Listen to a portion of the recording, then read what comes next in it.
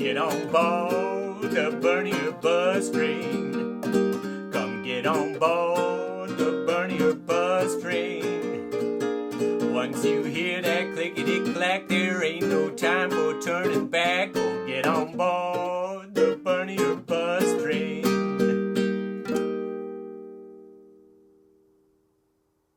Good morning, USA, and welcome to another episode of the Bernier Bus Show. Things are starting to get real here, with Bernie surging in lots of early states in the polls. Capitalism's failures ignited worldwide protests. I want to draw a comparison between Bernie's agenda, Bernie's political platform, and the kinds of voters who have been underrepresented by both Republicans and Democrats. If you look globally at the problem of neoliberalism and how it has affected workers across the globe, what you understand is that we're in a firestorm right now. There are protests everywhere, and the pain that is felt in other parts of the world is also being felt in this country. And Bernie is poised, Bernie is key in any kind of solution to the problem of economic inequality and income going mostly to the wealthy. Policies that have sent income mostly to the wealthy since well before FDR came along. So what we have to show is how unrest in the world relates to what's going on in this country. So here's the Real News Network again. But that song was called Battle of the Thin Man, and we used to sing that song to the establishment back in the 60s when the world was being rocked by liberation movements and worldwide demonstrations. Now from Colombia to Hong Kong to Haiti, Bolivia, Egypt, and Iran, and a dozen more countries are exploding with demonstrations. They're not all erupting for the same reason, at least not the same obvious reason, but the underlying causes may be connected.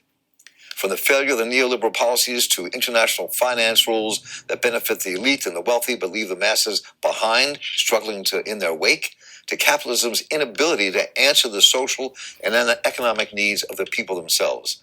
But given that, and how the right may support Hong Kong, but the left may decry the coup in Bolivia, though I might add this whole radical kind of supports both of them. But seriously, how do we connect those dots, understand what is going on this planet, and how these revolts may be confronting and defining the future for the 21st century? Van Ehrenreich wrestles with this in his latest article for The Nation called Welcome to the Global Rebellion Against Neoliberalism. And so that article, Welcome to the Global Rebellion Against Neoliberalism, does connect the dots very effectively. Ben Ehrenreich here tells us why it doesn't matter if you're liberal or conservative if you're hurting economically. And he makes the case that Hong Kong is like Bolivia, and mentions also Bogota, Cali, Cartagena, Barranquilla, Medellin. He talks about Iran. He talks about Algeria, Bolivia, Chile, Colombia, Ecuador, Egypt, France, Germany, Guinea, Haiti, Honduras, Hong Kong, India, Indonesia, Iran, Iraq, Lebanon, the Netherlands, Spain, Sudan, the UK, and Zimbabwe. And I'm sure I'm leaving someplace out. And that's only since September.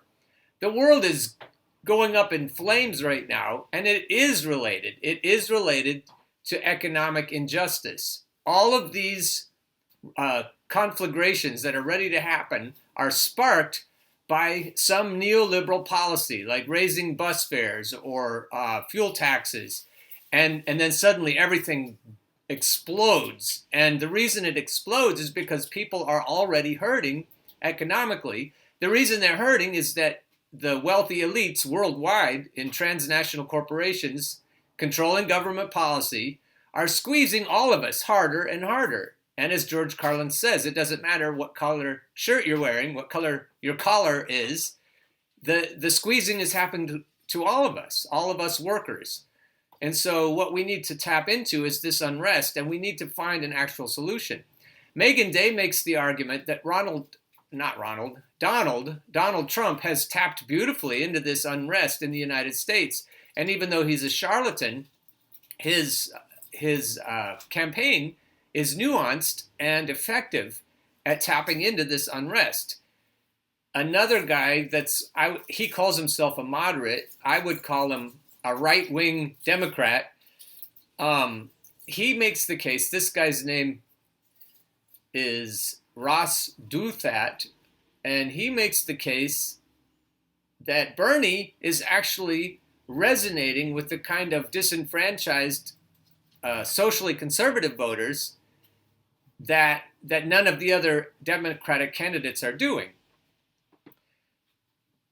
So he gives Bernie some advice. He tells him to be a moderate, or at least to show people that he can be, that he is able to work both sides of the political aisle and go along to get along. That doesn't reassure me at all, and it doesn't reassure a lot of Bernie's base. But this guy is trying to make it possible for Bernie to court the over 65 donors that Biden seems to have.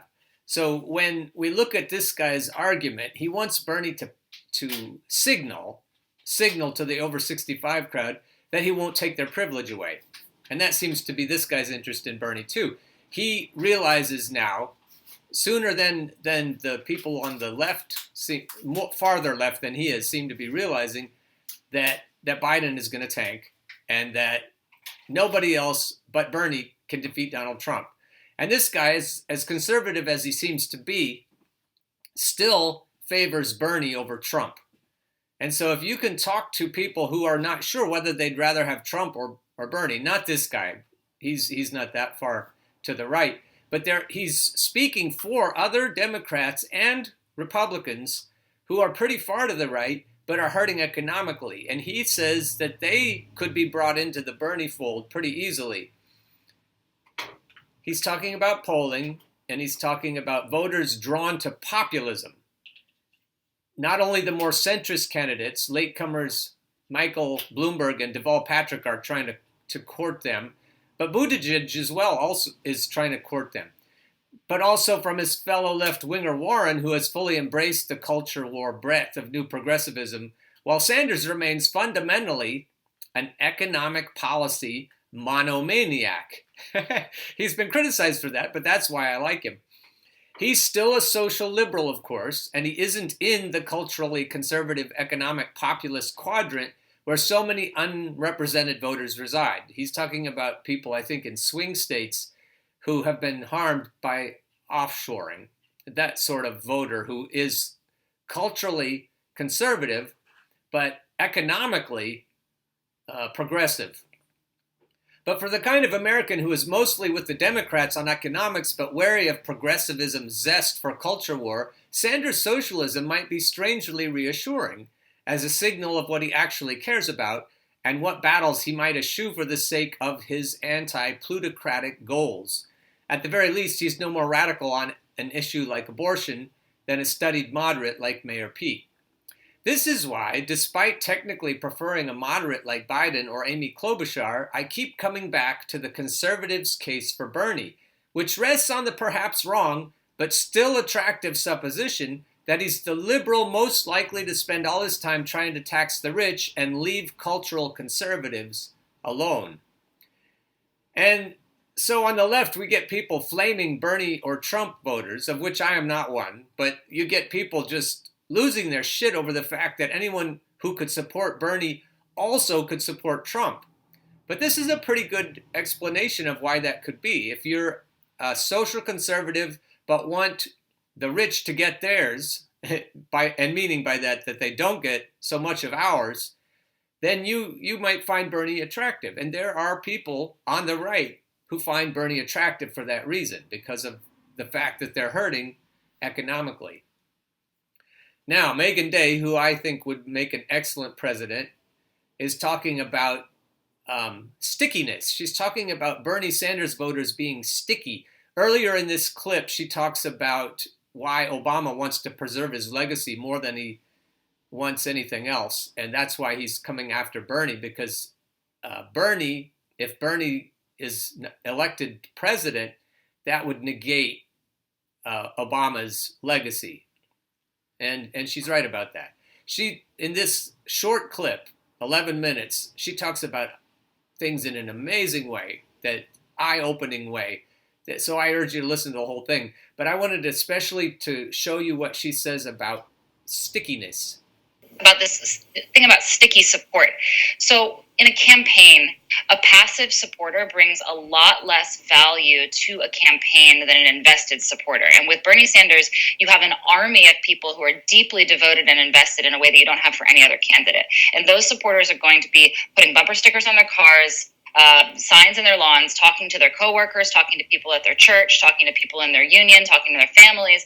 And when it comes to election day, they're going to pile people into their cars and drive them to the polls in a way that nobody else can. So I do think that sticky support is probably a really good indicator for how well a candidate is going to perform come election day. So this is my hunch, is that Bernie Sanders is going to overperform the polls, and it really traces back to that question of sticky support.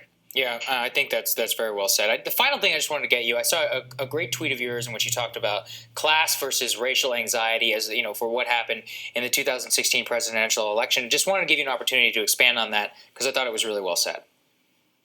Yeah, it was basically Bernie Sanders said something, and I'll just paraphrase lightly. He said something to the effect of, a lot of Donald Trump supporters are bigoted and racist, and you can't really reach them, but there are plenty of others who are dealing with, who basically feel like they're being squeezed and they just want change, and they thought that Donald Trump would be the vehicle of that change. And of course they were wrong, but we have a responsibility to reach out to them, right?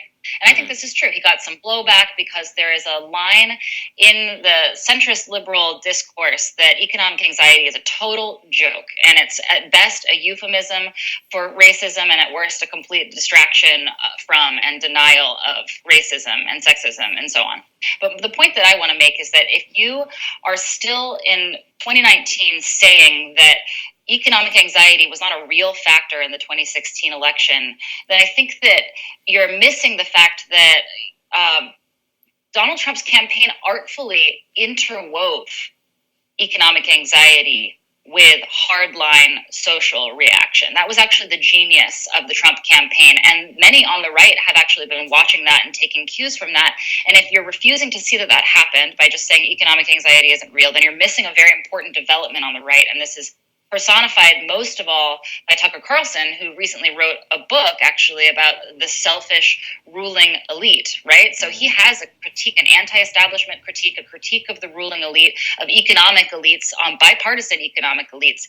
So what he's doing is he's acknowledging that people's lives are hard, and then he's telling them that it's because this selfish economic elite are replacing them with immigrants. So he's actually mobilizing this economic anxiety into cultural prejudice and resentment and fanning the flames of bigotry. And I think that this is a more evolved version of what you saw in the Donald Trump campaign. And we can't afford to be missing this, because it's important for the left to have a response, right? We have to offer a different explanation for why people are feeling squeezed. I mean, wages have been stagnating since the 70s. Living costs have been skyrocketing. Plenty of people in this country are actually feeling like their lives are harder to live. And the left has to offer a response or an explanation for that state of affairs that unites people rather than divides them. So that's all to say that I think Bernie Sanders is absolutely correct. Well, and the problem with actually facing that fact rather than just blaming voters and saying, well, they're racist and sexist, so it's not our fault, it's their fault, it's their bad views, is that then the Democratic establishment has to reflect on their bad policies that led to that economic anxiety that would have led voters to make what seemed to them a rational choice. That's why Barack Obama is coming unglued right now, because what we'll see if we talk about economic problems is that Barack Obama did as much as anybody to cause them. And that's why it would repudiate his presidency to have someone like Bernie Sanders who comes in and speaks to the squeezing that Meghan's referring to. If we have somebody coming in that will actually deliver the hope and change that Barack Obama promised us, that's going to make Barack Obama look bad, and his ego is as big as all outdoors, and he's not going to take that without fighting. In backing someone like Donald Trump. Yeah, exactly. All right, well, Meghan, thank you so much for joining us. We really appreciate it. I think you're looking at somebody who could really do things in politics or journalism. They're similar. The people who are good at journalism often can be good at politics too, as long as they don't get on the slippery slopes themselves, the ones they decry when they're journalists. It's tough once you get into the halls of power. It's tough to keep your bearings and to keep your traction. But I think she could do it. There are certain kinds of plucky personalities that you see, and you think they could actually stand up to the kinds of shady dealings that are happening right now. Trump wasn't one of those people. Barack Obama wasn't one of those people. Bill Clinton wasn't one of those people. The Bushes weren't people like that. And so what we've got to do is size up people, not only with their policies. You know, if we look at someone like Elizabeth Warren, we'll look at her policies, but we also have to size her up and the strength of her character and the lack of waffling and the lack of lying and the lack of constancy and true grit, true pluck when it comes to trying to get things done. She doesn't have that, but Meghan does. If Meghan were running for president, my gut tells me that she would stick to her guns. She would keep firing until she had no more ammo, and I think she would do that. She would go down fighting if she had to go down, and if she didn't go down, I think the whole world would be better off, because I think what she wants, what she's able to articulate, is what would make the world a better place. So we have to find both things in the same candidates. We have to find the true desire to make the world a better place, and we have to find the guts to bring that about. And so whenever I find somebody like that, I want to point that out and say, look, these are the kinds of people who could lead us in a better direction. And I think she's one of them. And Crystal there, in that same picture you're looking at, she's another one. I think she also has that kind of pluck. I'm hoping that of Alexandria Ocasio-Cortez. I was doubtful for a while, and now she's starting to come along and show me maybe she's also one of those people. I really hope so. And I don't see, other than Bernie, I don't see other younger candidates. And I see people who speak, but I don't see people who have the guts to follow through, other than these. Oh, Ilhan Omar is pretty good. She seems pretty plucky, and I'm hoping that she'll come through. As we have the new ones coming on board, we have to really watch them. We have to really make sure that they're not getting sucked into the vortex of power. All right, that's all I got now. Keep on burning. Hope you're digesting all your turkey, and hope you have a great start to your week tomorrow.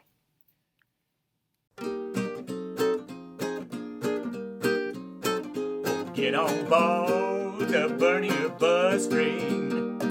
Come get on board the Bernier bus train. Once you hear that clickety-clack, there ain't no time for turning back. Oh, get on board